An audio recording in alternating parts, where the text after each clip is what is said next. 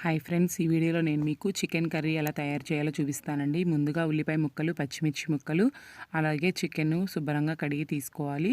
Next stove వెలిగించుకొని గిన్నె పెట్టుకుందాం. నెక్స్ట్ ఇందులో ఆయిల్ వేసుకుందాం. ఆయిల్ వేసుకొని హీట్ అవనివ్వాలండి. నెక్స్ట్ ఆయిల్ హీట్ అయిన తర్వాత ముందుగా కట్ చేసుకున్న పచ్చిమిర్చి, ఉల్లిపాయ ముక్కలు వేసుకుందాం. ఈ ఉల్లిపాయ ముక్కల్లోనే ఉప్పు కూడా వేసేసుకుందాం అండి, త్వరగా ఫ్రై అవుతాయి. ఒకసారి ఇలా కలుపుకుందాం. మధ్య మధ్యలో కూడా ఈ ఉల్లిపాయలు అడుగంటకుండా తిప్పుకుంటూ ఉండాలండి, మాడితే టేస్ట్ బాగోదు. సో మధ్య మధ్యలో ఇలా కలుపుకుంటూ ఉండాలి. నెక్స్ట్ ఇందులో అల్లం వెల్లుల్లి పేస్ట్ వేసుకుందాం. అల్లం వెల్లుల్లి పేస్ట్ కూడా ఆయిల్లో బాగా వేగనిద్దామండి. నెక్స్ట్ ఇందులో ముందుగా కడిగి పెట్టుకున్న చికెన్ వేసేసుకుందాం.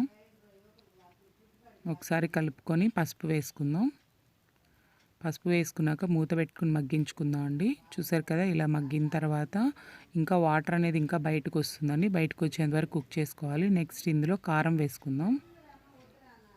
కారం వేసుకొని ఒకసారి కలుపుకున్న తర్వాత వాటర్ కూడా వేసుకొని కుక్ చేసుకుందాం అండి. చికెన్ అంతా కూడా బాగా కుక్ అవుతుంది వాటర్ వేసి కుక్ చేసుకోవడం వల్ల.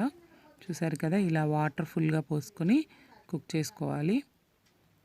ఈ వాటర్ అంతా కూడా బాగా ఇంకేంత వరకు కూడా ఉడికించుకోవాలండి.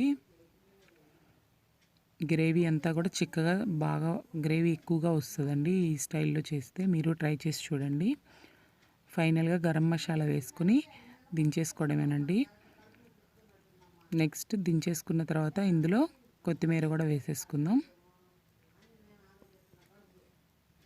కొత్తిమీర కూడా వేసుకొని ఒకసారి కలుపుకొని సర్వింగ్ బౌల్లోకి తీసేసుకుందాం. ఎంతో రుచికరమైన చికెన్ కర్రీ రెడీ అండి. నా వంటలు కనుక మీకు నచ్చినట్లయితే లైక్ చేయండి, షేర్ చేయండి, సబ్స్క్రైబ్ చేయండి. Thank you friends.